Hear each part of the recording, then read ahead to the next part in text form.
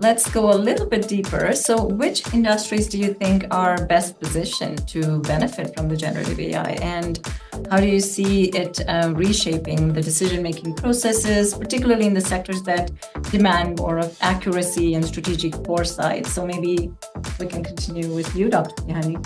Yeah, so I think, well, software, especially because it's very well linked to the capabilities of AI, and because the AI companies are themselves software companies, they always understand their own problems better and are able to incorporate features in their technology that addresses their own problems.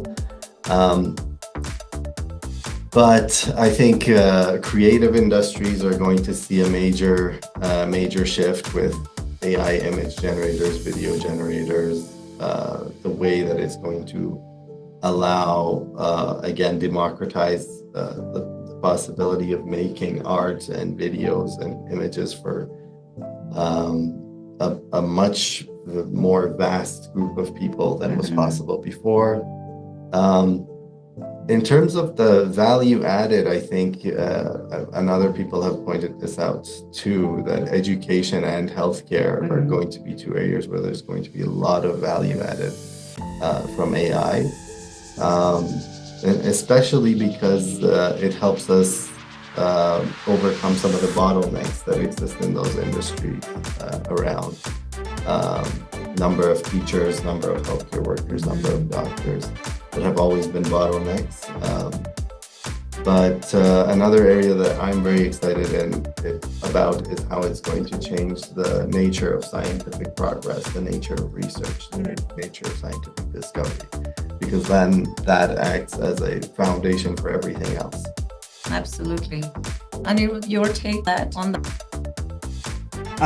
I will maybe speak from a dynamic capabilities perspective, and I would say that AI significantly enhances a firm's, or can significantly enhance a firm's ability to sense, seize, and reconfigure resources within the context of supply chains even, and making them more agile and competitive.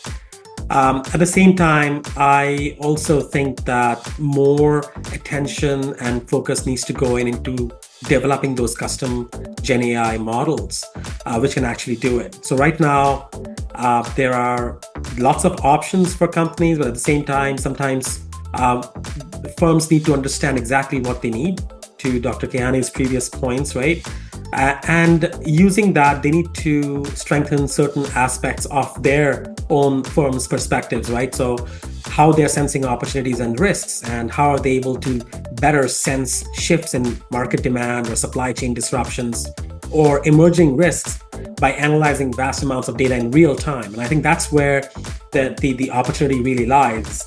And at the same time, with the ability of AI-driven insights, how companies can then seize those opportunities better, whether it is by optimizing inventory management or adjusting production schedules or sourcing materials from alternative suppliers. So I think AI enhances all three aspects, even including, let's say, reconfiguring resources. So looking at maybe dynamic reconfiguration of supply chain or rerouting logistics, reallocating production capacity or shifting supplier relationships. So personally, I think by leveraging AI, companies can enhance these dynamic capabilities, ultimately leading to a more responsive, resilient, and strategically agile supply chain, especially in this current environment, which I would classify as, arguably a VUCA environment, which is volatile, uncertain, complex, and ambiguous.